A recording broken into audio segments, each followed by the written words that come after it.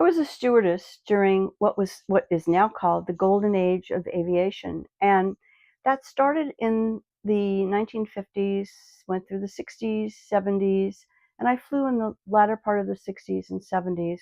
And so what is the golden age? It was just a very special time in aviation. It was the beginning of jet travel. Prior to jet travel, there were a lot of prop planes, prop jets, and so what was it about that age that is so so very different than now, for example? Uh, People thought of flying, of getting on an airplane as an event. It was something very special. And so they got dressed up. People got dressed up. People were very respectful. They were very appropriate. They thought of flying as just doing something very special in their lives. And the planes at that when I flew were often not crowded. We had many more people at Christmas vacation, Easter vacation, and summer. And then some of those other months, sometimes I remember one plane, there was one guy, one passenger. We took from San Francisco to New York, one passenger. He got a lot of service.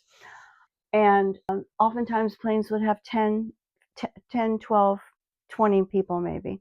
So they were not crowded. It was just a whole different experience. Never was there anybody arguing with the pilots, the flight attendants, nobody acting out. Yes, people were a little scared about flying. That was about it.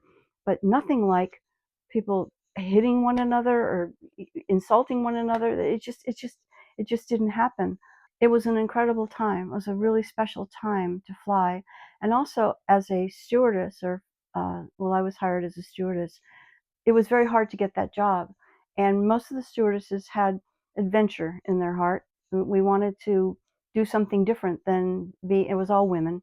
We wanted to do something different than be a secretary, a nurse, a teacher, get married, have children. Didn't want to do all that. So you had a bunch of women who were very uh, kind of going against the norm of society, very individualistic, and often very bright, they were bright, alert, attractive. And so that's who was tending the cabin.